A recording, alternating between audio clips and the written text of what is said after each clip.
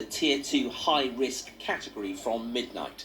A ban on households mixing indoors will drive another nail into trade already weakened by early closing at 10 p.m. Pub manager Emma Tarbard would usually have up to 100 people on a weekend night. Now she thinks 15 would be a push. We're roughly around 20 to 29% down each month compared to last year. Considering the new restrictions with the no household mixing, that would then mean that our capacity would lower. We have 7 staff employed, that's including 2 chefs, but at this rate I can't see us being able to, how we can afford to keep the amount of staff on without any further furlough help.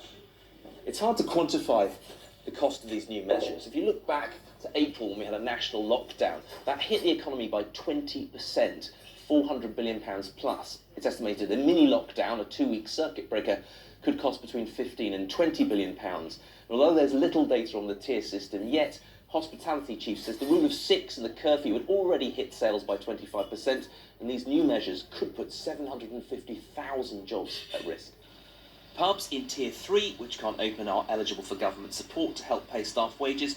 Pubs that can open are not. We're in a position with trading where the restrictions that are being put in place on the industry and on individual pubs is really affecting the level of trade, and therefore, we are losing viability in those pubs without the support that the Tier 3 pubs are getting.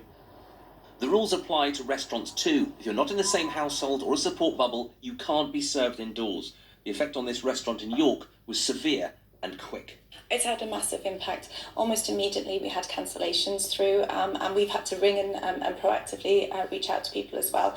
It's the equivalent for us of about £3,500 worth of takings over this weekend coming.